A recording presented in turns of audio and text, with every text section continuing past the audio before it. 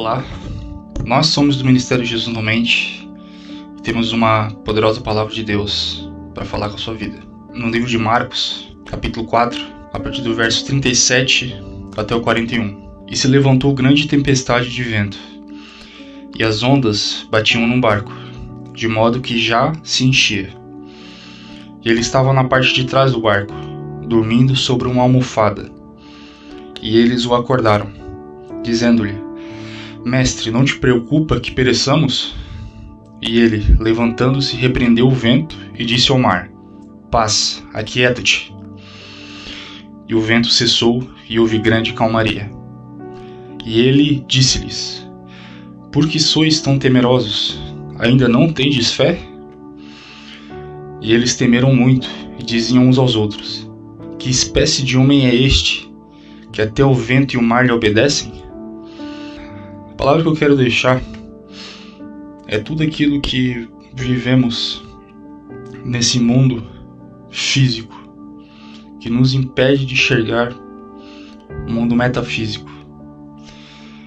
Deus ele nos colocou aqui para testar e nos colocar à prova, para que não vivamos como se estivéssemos aqui, mas vivamos em novidade de vida, sempre buscando o reino de Deus, negando a cada coisa que nos possa afastar da presença dele.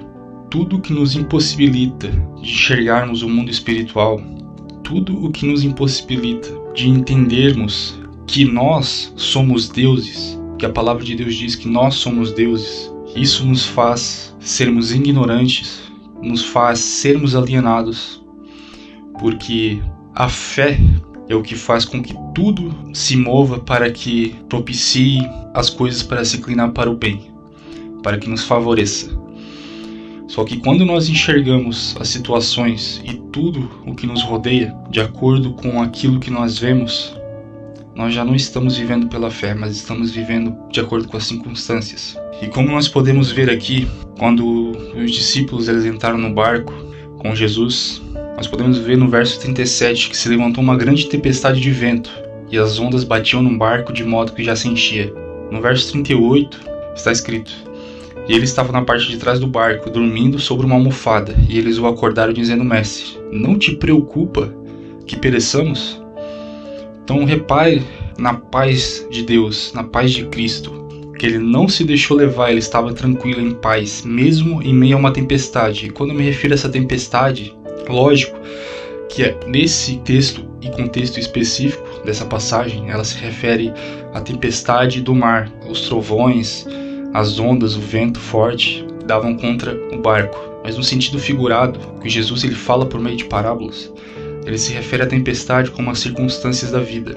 E aquele que está em Cristo, ele tem essa paz que excede todo entendimento, que nem está escrito em Filipenses capítulo 4, que a paz de Deus ela excede todo entendimento. Mas nós devemos andar em constante oração, em súplicas, orando a Deus em santidade. E nós podemos ver que quem anda por essa fé, as pessoas carnais, elas vão olhar as circunstâncias e vão olhar a tempestade em si. E o indivíduo que está em fé, ele está em paz, ele está tranquilo. Assim como nós podemos ver aqui no verso 38, em Marcos 4. E ele estava na parte de trás do barco, dormindo sobre uma almofada. E eles o acordaram dizendo-lhe: Mestre, não te preocupa que pereçamos? Então reparem o seguinte, ele estava dormindo em meio à tempestade, sobre uma almofada, tranquilo. E os discípulos, que estavam enxergando de acordo com as circunstâncias, perguntou assim: Mestre, tu não te preocupa que a gente pereça? No verso 39, está escrito que Jesus ele se levantou. Eu vou ler. E ele, levantando-se, repreendeu o vento e disse ao mar: Paz, aquieta-te. E o vento cessou e houve grande calmaria. E no verso 40 ele disse: Por que sois temerosos? Ainda não tendes fé? Então entenda que aquele que está com a paz que excede todo entendimento, a paz de Cristo, as pessoas que estão ao redor dessa pessoa, que não entendem essa paz, porque essa paz só é dada por meio de Cristo, porque Jesus ele disse: Deixe-vos a minha paz vos dou, não dou como o mundo vos dá. Então a paz de Deus ela excede o natural, é uma paz sobrenatural. Pode estar o que quer que seja tentando destruir a tua vida, ou o meio em que você está inserido, e as pessoas que estão ao teu redor te olham: Cara, como é que tu não se abala com isso? Como é que tu não se sente preocupado? Como é que tu não te preocupa? Às vezes, muitas vezes elas vão pensar que você é imaturo. A gente tem que fazer alguma coisa, cara, desperta, sabe? Que nem tá no verso 38.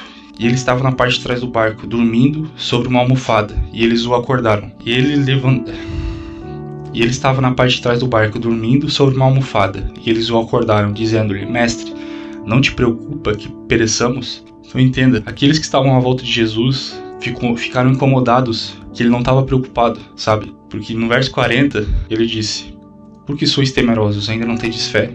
Então nós temos que entender que tudo que nos rodeia, as circunstâncias, tudo isso vem para nos abalar, para nos deixar para baixo, para nos entristecer, para nos enfraquecer.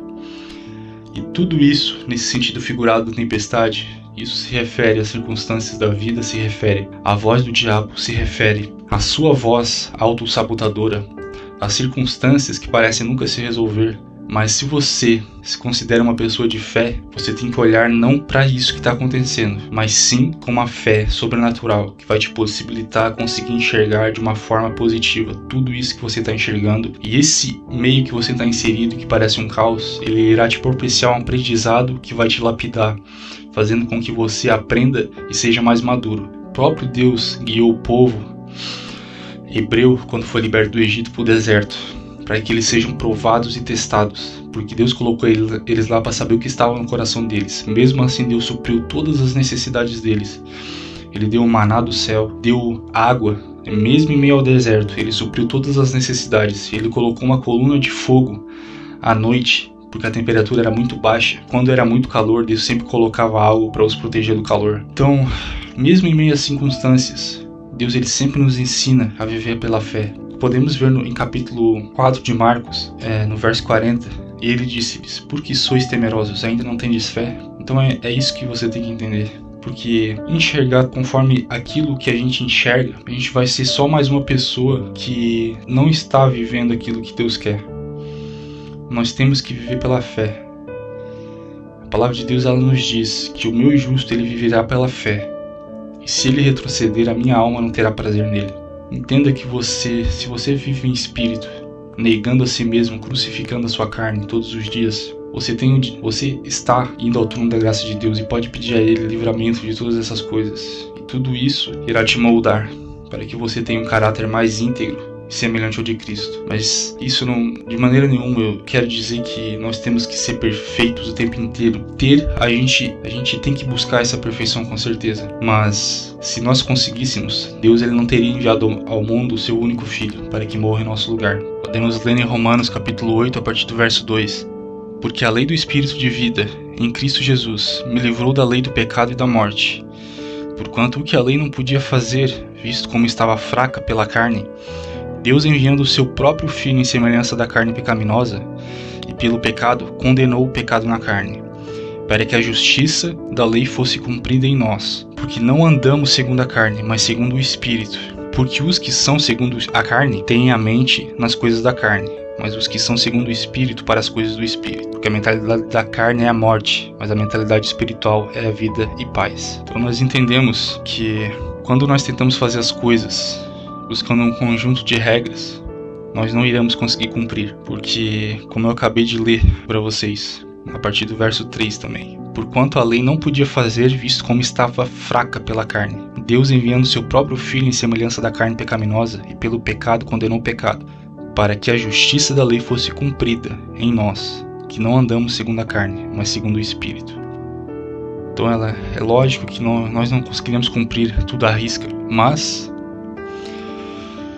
nós temos que entender que aquele que pertence a Deus e é considerado como filho de Deus, eles são guiados pelo Espírito Santo de Deus. Nós podemos ler isso no mesmo capítulo de Romanos, capítulo 8, a partir do verso 14. Porque todos os que são guiados pelo Espírito de Deus, esses são filhos de Deus. Porque não recebeste um espírito de servidão para novamente temerdes, mas recebestes o espírito de adoção, pelo qual clamamos Abba Pai. Então, entenda que o tempo da graça, ele se refere ao sacrifício genuíno do único Filho de Deus. Isso vem por meio de um favor imerecido. Mas quando nós temos que viver por meio de regras, o ser humano ele entende que não consegue. Porque em Gálatas capítulo 3, verso 10 está escrito: Pois todos os que são das obras da lei estão debaixo de maldição, Porque quanto está escrito, maldito todo aquele que não persiste em praticar todos os mandamentos escritos no livro da lei. Então, é claro dizer que aqueles que pertencem a Cristo Jesus não irá viver de acordo com as coisas da lei, mas em espírito. Isso nós podemos ver em Gálatas capítulo 5, a partir do verso 22. Mas o fruto do Espírito é amor, gozo, paz, longanimidade, benignidade, bondade, fé, mansidão e temperança. Contra estas coisas não há lei. E os que são de Cristo crucificaram a carne com as suas paixões e concupiscências. Se vivemos em espírito, andemos também em espírito. Não sejamos cobiçosos de vanglórias, irritando-nos uns aos outros, invejando-nos uns aos outros. Então entenda, quando você nasce de novo, o seu eu interior, ele tem sede das coisas de Deus. E tudo aquilo que vai contra aquilo que Deus quer que a gente seja, isso irá te incomodar. O Espírito Santo de Deus, ele irá te incomodar. Isso nós podemos ver em Gálatas 5, verso 19, 20 e 21. Porque as obras da carne são manifestas, as quais são adultério, fornicação, impureza, lascívia, idolatria, feitiçaria, as inimizades, porfias, emulações, iras, pelejas, dissensões, heresias, invejas, homicídios, bebedices, glutonarias e coisas semelhantes a estas, acerca das quais vos declaro, como já antes vos disse, que os que cometem tais coisas não herdarão o reino de Deus. Então, entenda, tudo o que se opõe ao Espírito, Deus odeia. Nós podemos ler isso a partir do verso 7 do capítulo 8 de Romanos. Porquanto a mentalidade carnal é inimizade contra Deus, pois não é sujeita à lei de Deus, nem de fato pode ser. Então os que estão na carne não podem agradar a Deus. Então entenda que tudo o que nos afasta de Deus, tudo o que nos propicia uma realidade física, nos impossibilitará de enxergar o mundo espiritual. Nos fará com que a gente se incline para entender tudo o que nos rodeia. Então, quando vier as tempestades, quando vier as tribulações, quando vier tudo o que possa nos atribular, nos preocupar, nos deixar ansiosos, tudo isso vai nos afundar. É que nem Pedro, quando ele pediu para andar sobre as águas, Jesus, ele falou para que ele viesse. Ele veio, mas em determinado momento ele começou a olhar para a tempestade. Ele começou a afundar. Então tudo o que se refere a isso, viva pela fé. E em Hebreus capítulo 11 está escrito que a fé é o firme fundamento das coisas que se esperam e a certeza das coisas que não se veem. E isso se refere ao mundo espiritual, às promessas de Deus. E para isso você tem que andar em espírito, para que você não venha a ser abalado por aquilo que eu acabei iniciando este áudio. E se levantou grande tempestade de vento, e as ondas batiam no barco, de modo que já se enchia. E ele estava na parte de trás do barco, dormindo sobre uma almofada. E eles o acordaram, dizendo-lhe: Mestre, não te preocupa que pereçamos? E ele, levantando-se, repreendeu o vento e disse ao mar: Paz, aquieta-te. E o vento cessou, e houve grande calmaria. E ele disse-lhes: Por que sois temerosos? Ainda não tendes fé? Então entenda que Jesus, ele tinha paz que excedia todo entendimento. Nós podemos entender que essa paz que excede todo entendimento, ela vem por meio de um fruto do Espírito Santo. E somente através de uma vida inclinada, com base, com fundamento, tendo como alicerce as palavras de Jesus Cristo, vivendo uma vida em espírito, não se apoiando nas obras da lei, mas vivendo uma vida espiritual, agradando a Deus, você irá ter essa paz que excede todo entendimento, que fará com que você não olhe as circunstâncias, mesmo que tudo esteja a ponto de te destruir, de te tirar a paz. Então não ouça as pessoas, não ouça a voz da sua própria mente carnal, nem a voz do diabo. Ouça o que o Espírito Santo te diz. Mas para isso é necessário que você renuncie a si mesmo, para que você possa ser considerado um discípulo de Jesus Cristo. Nós podemos ler em Marcos capítulo 8, a partir do verso 34.